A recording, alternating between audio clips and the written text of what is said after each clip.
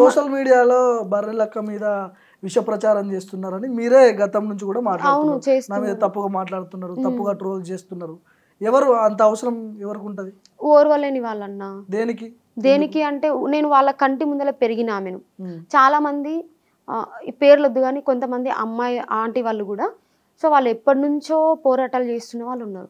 వాళ్ళు ఇంత హైలైట్ అవ్వలేదు. నేనైనా అంటే నేను ఒక 1.5 year నుంచి ఇట్లనే జరుగుతున్న అన్యాయాల గురించి నేను ఏదో ఒక రూపంలో ఇండైరెక్ట్గా మాట్లాడినట్టు వీడియోస్ చేస్తూనే ఉన్నా. ఇన్స్టాలో, యూట్యూబ్లో కానీ కొన్ని జరుగుతున్నట్టే దాని గురించి నేను వీడియోలు చేస్తున్నాను. సడన్గా క్లిక్ అయ్యేసరికి వాళ్ళు ఓర్వలేకపోతున్నారు. అరే నేను ఇన్ని రోజులు చేసినా నన్ను ఎవరు గుర్తించలేదు. ఈమె రీసెంట్గా చేసిన పోరాటం వల్ల ఇంత హైలైట్ అయ్యింది.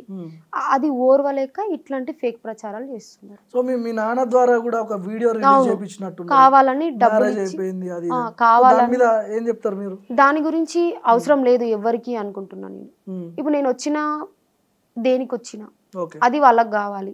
పర్సనల్ అంత పర్ఫెక్ట్ ఎవరు ఉంటారన్నా? మచ్చలేని మనిషి ఎవరైనా ఉంటారా? సో అది అవసరం లేదు జనాలకి. ఉంటది, ప్రతి ఒక్కరికి ఉంటది అన్నా. ఇప్పుడు తాతల తరం నుంచి ఇప్పుడున్న తరం వరకు అవును నేను పర్ఫెక్ట్ అని నా ముందర వచ్చి నిలబడమని ఎవరు నిలబడతారు? అంత పర్ఫెక్ట్ ఉన్న వాళ్ళు ఎవరున్నారు? నా పర్సనల్ లైఫ్ గురించి ఎవరికి అవసరం లేదు. నేను వచ్చిన ప్రాసెస్ ఏంది, నేను ఏమైనా మిస్టేక్ చేసినా అది మాట్లాడాలి. నా ఫ్యామిలీ గురించి ఎవరికి ఎందుకు? అంత పర్ఫెక్ట్ ఉన్న భూమి మీద ఎవరు లేరు. మళ్ళీ అట్లాంటప్పుడు నా పర్సనల్ అవసరం లేదు ఎవరికి. శిరీష అలియాస్ బర్రెలక్క మీ గోల్ ఏంటి అసలు? ఏం చేద్దాం అనుకుంటున్నారు? తెలంగాణలో అంటే మీ ఉనికి చాటుకోవడానికి బయటకు వచ్చారా? మీ టార్గెట్ ఎమ్మెల్యేనా? అసలు ఏంటిది, ఏం చేయబోతున్నారు? నా టార్గెట్ ఏంటంటే అన్యాయం అనేది ఎక్కడ జరగకూడదు. నిరుద్యోగులకు అన్యాయం జరగకూడదు. ఎందుకంటే పేరెంట్స్ ఎంత కష్టపడి చదివిస్తారన్నా, వాళ్ళు వ్యవసాయం చేస్తారు. ఒకరోజు ఇంటికాడ ఉంటే కూలి తగ్గుతుందేమో, నా పిల్లలకు కట్టుకునే పరిస్థితి తగ్గుతుందేమో అని జ్వరం వచ్చినా ఏమొచ్చినా కంటిన్యూగా కూలి పోయి మమ్మల్ని చదివిస్తారు. మేము ఇంటికాడ అన్ని వదిలిపెట్టుకొని పట్టణంలో కష్టపడుకుంటా ఆ తిండి తిన్నాం, ఆ ఏం తిన్నాం, ఆ ఎన్ని కష్టాలు పడి మేము ఇక్కడ చదువుతుంటాం. మేము జాబ్స్ కోసం హైదరాబాద్ వస్తాం. ఊర్లో ఉండి చదివితే ఊర్లో క్లైమేట్ వేరుంటది, పని ఉంటది, ఏదో ఒకటి. మళ్ళీ రూమ్ తీసుకొని ఉంటే కూడా పని వంట అది ఉంటుంది అని కొంతమంది హాస్టల్కి పరిమితమై ఉండి చదివిన అన్న వాళ్ళు ఉన్నారు, అక్క వాళ్ళు ఉన్నారు, నాలాంటి సోదరులు ఉన్నారు, ఫ్రెండ్స్ కూడా చాలా మంది ఉన్నారు. సో అట్లాంటి అప్పుడు ఇది నిర్లక్ష్యం చేయడం వల్ల చాలా మంది మైండ్ అప్సెట్ అవుతుందన్న. ఇక్కడ చదువుకుంటూ క్యాటరింగ్కి వెళ్ళిన వాళ్ళు ఉన్నారు, మేస్త్రి పనికి వెళ్ళిన వాళ్ళు ఉన్నారు, ఒక్కొక్కరు చాలా పనులు చేసిన వాళ్ళు ఉన్నారు. ఎగ్జాంపుల్. సో అది కరెక్ట్. మేము అంతా కష్టపడినప్పుడు మమ్మల్ని ఎందుకు నిర్లక్ష్యం చేస్తారు?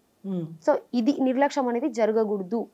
ఏ గవర్నమెంట్ అయినా రాని, రేపు ఏ గవర్నమెంట్ వచ్చినా, ఏ గవర్నమెంట్ అయినా నిరుద్యోగులను నిర్లక్ష్యం చేయకూడదు. అంటే మీరు ఎమ్మెల్యే కావాలనుకుంటున్నారా? మీ టార్గెట్ ఓన్లీ ఎలక్షన్లో పోటీ చేయడం కాకుండా అంతకు మించి మీ ఎమ్మెల్యేనా? ఒకవేళ మీరు ఎమ్మెల్యే గెలిస్తే మీ ప్రాంత ప్రజలకు ఏమైనా చేయాలనుకుంటున్నారా? నిరుద్యోగులకు ఏమైనా చేస్తారా? సో అట్లా ఏం కావాలనుకుంటున్నారు? నేను ఎమ్మెల్యే కావాలనుకుంటున్నా. నా కాన్స్టిట్యున్సీలో నాకు సత్తా లేదు అనుకున్నారు. ఎట్లా అంటే ఈమెకు డబ్బు లేదు, ఈమెను గెలిపిస్తే మాకేం చేస్తుంది అన్నారు. ఈ డబ్బు లేని మనిషిని అదే కాన్స్టిట్యున్సీలో గెలిచి డబ్బున్నోళ్ళు ఏం చేశారు, డబ్బు లేని నేనేం చేసిన కంపేర్ చేసి చూపిద్దామని ఫిక్స్ అయిపోయినా గట్టిగా. ఓకే. సో ఇప్పుడు లోక్సభ ఎన్నికలు వచ్చినాయి, అసెంబ్లీ అయిపోయింది, దాని చాప్టర్ మళ్ళీ 5 సంవత్సరాలు వస్తుంది తర్వాత. లోక్సభ అంటే చాలా పెద్దది, పార్లమెంట్ కి పెద్ద పెద్ద వ్యక్తులు పోతారు, చాలా చిన్న వ్యక్తి. సో అందులో ఆడపిల్ల, ఏ ధైర్యంతో మీరు ఇట్లా ముందుకు వస్తున్నారు? ఏ ధైర్యం అంటే నాకు మొండితనం ఎక్కువ, చిన్నప్పటి నుంచి ధైర్యం ఎక్కువ. పెద్ద పనైనా మనం చిన్నదిగా చూస్తే చిన్నగానే కనబడుతుంది. సో ఎంత పెద్ద పనైనా మనం చేయాలనుకుంటే చేస్తాం. పెద్ద పెద్ద హిమాలయ పర్వతాలను ఎక్కినోళ్ళు కూడా అంత పెద్దది అనుకుంటే ఎక్కేటోళ్ళు కారు కదా. సో నేను కూడా అంతే, ఎంత పెద్ద పని అయినా చిన్నగా భావిస్తే చేయగలుగుతాం. చేయాలి, నాకు సత్తా ఉంది అని నేను నిరూపించుకోగలగాలి. చాలా మంది నీకు చిన్న ఏజ్ కదా ఏం తెలియదు రాజకీయం గురించి అనుకుంటున్నారు. సో నాకు తెలుసు, నేను నిరూపించుకుంటా. ఏ పదవిలో ఎంపీ ఎమ్మెల్సీ ఎన్లా గెలిచినా నా గెలుపుకు ఒక అర్థం ఉండేటట్టు నేను చేసుకుంటా. అరే ఓడిపోయినా కానీ తర్వాత ఎప్పుడుకొకప్పుడు గెలవనా, పోరాడుతూనే ఉంటా కంటిన్యూగా.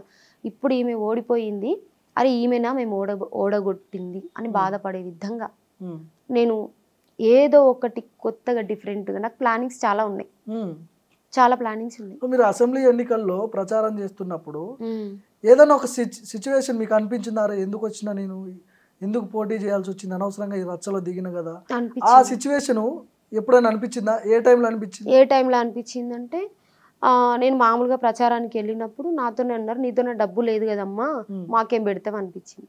అంటే డబ్బులు ఉన్నోళ్ళే రాజకీయంలోకి రావాలా, డబ్బు లేని రావద్దా? సో నేను ఇంత కష్టపడి పోరాటం చేసి ఏదో మార్చేదాం అనుకుంటే వీళ్ళు ఎందుకు నన్ను ఇట్లా అబద్ధం చేసుకుంటారు? డబ్బులు అడుగుతున్నారా? అడుగుతున్నారు. 500 ఇయ్యి, ఏం గుర్తో చెప్పు, మేము వేస్తాం ఓటు అంటారు. వీళ్ళకి కావాల్సింది డబ్బా, అభివృద్ధి కాదా? రోడ్లు సరిగ్గా లేవు, వాష్రూమ్స్ లేవు, స్కూల్స్ సరిగ్గా లేవు. మాకు నేనైనా రేపు ఎవరైనా ఒక ఊరికి వచ్చినప్పుడు మాకు ఇది కావాలని అడగాలి కానీ డబ్బులు కాదు కదా అడగాల్సింది. ఇప్పుడు డబ్బు ఇస్తారు, ఆ డబ్బు ఎలా సంపాదించాలో ఆలోచిస్తారు, అంతే కదన్న. ఇప్పుడు అభివృద్ధి కావాలనుకుంటే అరే ఈ ఊరు ప్రజలు అభివృద్ధి అడిగిరు, వీళ్ళకి ఈ పని చేస్తే నెక్స్ట్ నాకు ఓటింగ్ పడుతుందని ఆలోచించుకుంటారు ఎవరైనా. డబ్బు అడిగితే డబ్బు ఇస్తారు, ఓటింగ్ తీసుకుంటారు, కనబడకుండా పోతారు.